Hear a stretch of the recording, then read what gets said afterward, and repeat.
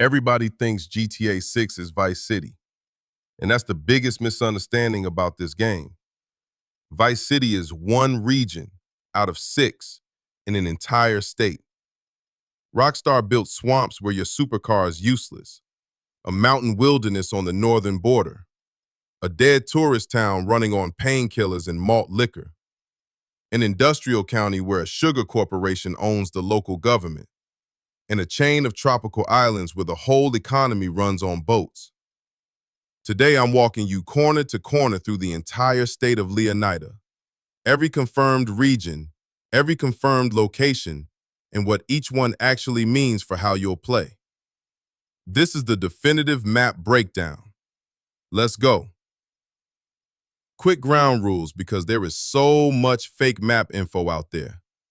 Everything I tell you today comes from Rockstar themselves, their official region descriptions, their screenshots, and the Ultimate Edition listings, which is honestly where they've hidden the most detail.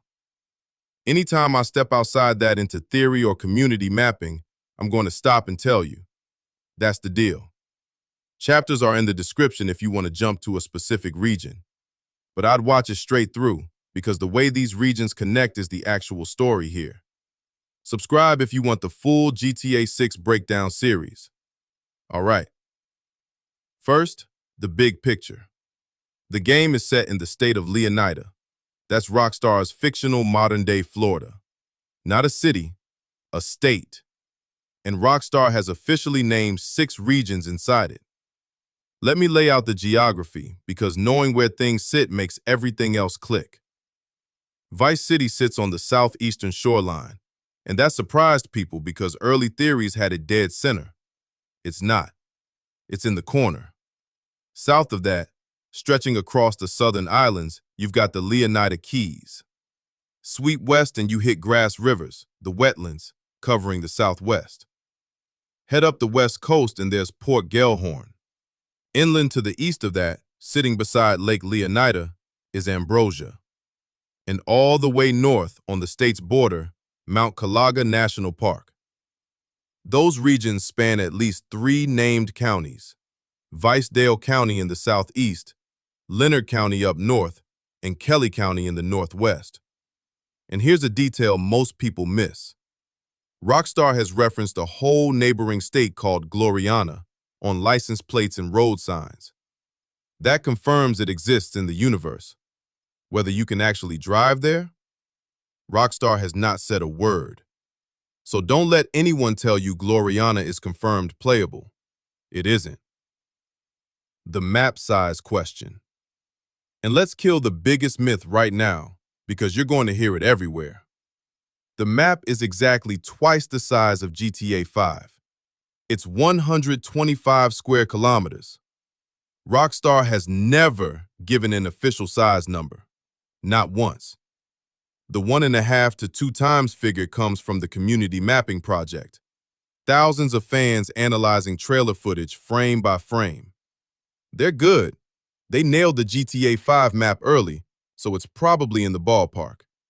But it is a fan estimate, not a Rockstar fact. What Rockstar has said is that this is their biggest, most immersive world yet. That part you can bank on. And honestly, by the end of this video, I think you'll agree the size number is the least interesting thing about this map. Density beats acreage every time. Let's start where everybody expects. Vice City, Rockstar's modern Miami, and by their own framing, the most detailed city they have ever built. Their official description is great. They call it the glamour, hustle, and greed of America captured in a single city. We're a long way from the 80s, but it's still the sun and fun capital. And here's what makes it special. Rockstar explicitly says each neighborhood has something different to offer. They name them. You've got Ocean Beach, pastel Art Deco hotels, bright white sand. That's the Ocean Drive fantasy. You've got Little Cuba, and Rockstar specifically mentions its bustling panaderias, the bakeries. That's a level of cultural detail you don't usually get. There's the Tishawaka Flea Market, which they describe as selling bootleg brands.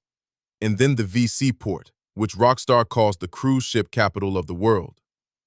From the Ultimate Edition listings, we also know about a neighborhood called Stockyard. That's the art and car culture district, Rockstar's take on Wynwood.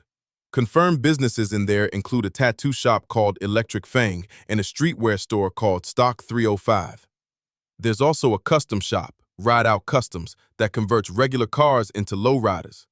If you love customizing cars, that district is where you're going to live.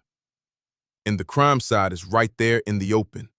The Jack of Hearts strip club is owned by Booby Ike, a character we've covered on this channel, who runs legit businesses over a criminal operation. That's the Vice City thesis in one building. Neon on the surface, dirty money underneath. Here's my honest take on Vice City. The thing I'm watching for isn't the skyline, it's the interiors. GTA 5 gave you a beautiful downtown you mostly drove past. If Rockstar delivers on the neighborhood-level detail they're describing, real shops, real culture, places you can actually enter, that's the Red Dead 2 leap applied to a modern city. That's what makes a world feel alive instead of like a backdrop. And everything I just described, the beach, the art district, the port, the flea market, the neighborhoods, that is one region. 1 out of 6. Sit with that for a second, because it only gets crazier. South of the city, stretching across the southern islands, the Leonida Keys, Rockstar's Florida Keys, turquoise water, island chains, massive bridges connecting everything. And this region matters more than people realize because this is where Jason lives. Jason Duval, one of your 2 playable characters, starts here. He grew up around grifters and crooks, did a stint in the army, came back, and ended up running contraband for local drug runners. And he lives rent-free in a house owned by Brian Heater, an old-school smuggler from what Rockstar calls the golden age of keys smuggling, in exchange for helping with shakedowns. His paranoid friend Cal Hampton is out here too, monitoring Coast Guard radio, which for a crew running boats is genuinely useful intel. Now here's the bigger point about the Keys, and it's about water. I think water is a real priority in GTA 6 in a way it just wasn't in GTA 5. Look at the evidence. Jason literally starts on the water. The Ultimate Edition hands you a boat and a kayak. There are underwater screenshots full of sea life. Turtles, reefs, fish. Rockstar has shown fishing. Vice City itself is split by a channel. In GTA 5, they nailed driving. They nailed flying. And water was the afterthought. This time, it looks like the third pillar. Theory Flag says this clearly. Now my theory, and this is speculation, Rockstar has not confirmed it. I think the keys are where the game actually opens. Not a 5-minute tutorial, a real opening act, maybe the first few hours. Think about what's packed in here. Jason's home, his employer in Brian, his buddy in Cal, his starting vehicles, and Trailer 2 shows him driving to pick Lucia up from Leonida Penitentiary. Everything you need to start a story is sitting in one contained region. That's the Red Dead 2 Coulter approach. A slower, smaller opening that teaches you the world before the city overwhelms you. Again, my read, not confirmed. That's 2 regions, a dense neon metropolis and a tropical island smuggling economy, and they play nothing alike. 4 to go. Now west, into the strangest region on the map, Grassrivers. This is Rockstar's Everglades, a vast subtropical wetland, swamps, mangroves, cypress forest, slow-moving rivers. And Rockstar's own description is fantastic. They say airboats replace sports cars out here, alligators rule the water, and isolated communities live well off the grid. They call it the home of hunting, fishing, and the strangest corners of the map. And there's this line in Rockstar's material that I can't stop thinking about. Something like, gators get the fame, but the stranger things live deeper. That's Rockstar telling you the alligators aren't the real danger out here. It's the people. Think about what that does to gameplay. Your supercar is a paperweight in a swamp. This is the region that forces you out of the car and into airboats and off-road vehicles. That's not a graphical change, that's a mechanical one. A whole region that plays by different rules. Confirmed locations out here include Paradise Garage and Watson Bay, which come from the Ultimate Edition listings, and that garage has a weapon locker and a stash box for fencing stolen goods. Grassrivers is also confirmed as the primary setting for hunting and wildlife encounters. If Rockstar brings even half of Red Dead 2's animal ecosystem into this swamp, predators hunting prey whether you're watching or not, this becomes the most alive wilderness in any GTA ever. That's the one I'm most curious about. 3 down, Neon City, tropical islands, and now a genuine swamp wilderness. Halfway, and the back half is where it gets weird. Up the West Coast, Port Gellhorn. And this is the region I think people are sleeping on the hardest. Rockstar describes it as a Gulf Coast port town the tourists left behind. Cheap motels, shuttered attractions, working docks and truck stops. And this line is perfect. They say it has its own police force keeping a lid on a rough new economy. And where there's decline, there's always opportunity. The official flavor text is even more specific. A place fueled by malt liquor, painkillers, and truck stop energy drinks. That is a very particular kind of American decay. And if you've ever driven through the rural Gulf Coast, you know exactly the feeling they're going for. Faded 2000s tourist town, roadside attractions that closed and never reopened. What separates this from GTA 5's Sandy Shores, and I say this with love, but Sandy Shores was basically just Trevor's Desert, is that Port Gellhorn appears to have a real functioning town. From official footage and the mapping project, people have spotted pawn shops, a strip club, a mall, a dirt raceway, a big trailer park, even public spaces like ball courts. That's a town with a life of its own, not a backdrop for one character. There's also a confirmed side activity tied to this area from the Ultimate Edition, Wyman's World Auto Salvage. Rockstar describes Wyman as an eccentric collector and fixer, and the activity is tracking down and restoring abandoned classic cars scattered across the state. To be clear, Rockstar confirmed the activity. The specific location being Port Gellhorn is community inference, not official. But if it is here, this town becomes a home base for a whole car collecting hustle. 4 regions, and notice, every single one has a different economy. That's the actual design philosophy here. 2 left. Inland, beside Lake Leonida, Ambrosia. Landlocked. No beach, no palm trees, no ocean breeze. This is the agricultural and industrial core of the state. Rockstar's framing for it is industry, old school values, and a lot of shortcuts, whatever the cost. That last part is doing a lot of work. Here's why Ambrosia matters even if it's the least glamorous region. A city like Vice City doesn't exist in a vacuum. It needs power, agriculture, freight, a blue-collar engine running in the background. Ambrosia is that engine. Most open-world games skip this. They give you a shiny city and empty filler around it. Rockstar building the unglamorous industrial county is exactly what makes Leonida feel like a real state instead of a theme park. And the corruption is baked right in. There's a massive sugar refinery that's the town's largest employer. And in official screenshots, people have spotted local election yard signs with the corporate logo printed next to the candidate's name. A private company putting its brand on political signage? They're not even hiding it. That company owns the jobs, the land, and apparently the politics. On the criminal side, Rockstar says that while the refinery provides the jobs, the local biker gang provides almost everything else. Read that again. The legal economy belongs to the corporation.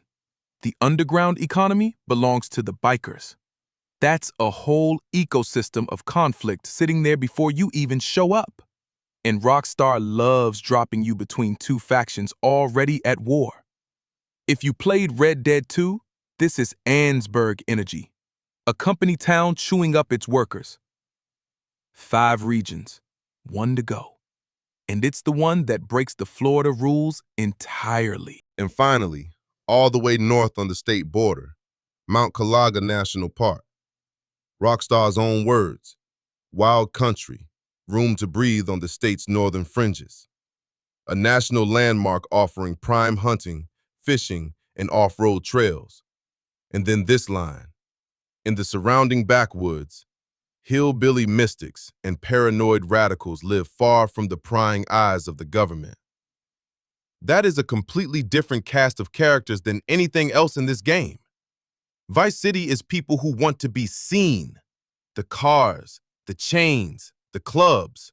Mount Kalaga is people who want to disappear. Off-grid communities that actively don't want to be found. That's a real cultural inversion, not just a scenery change. Geographically, this is where Rockstar broke out of Florida. Forests, canyons, rivers, elevation. The landscape reportedly draws from northern Florida and southwest Georgia, specifically Providence Canyon. So we're getting real terrain variety. You can go from Meon downtown to swamp to island chain to actual canyons in one map. This is Leonida's answer to Red Dead 2's Amberino. Remote, scenic, and dangerous.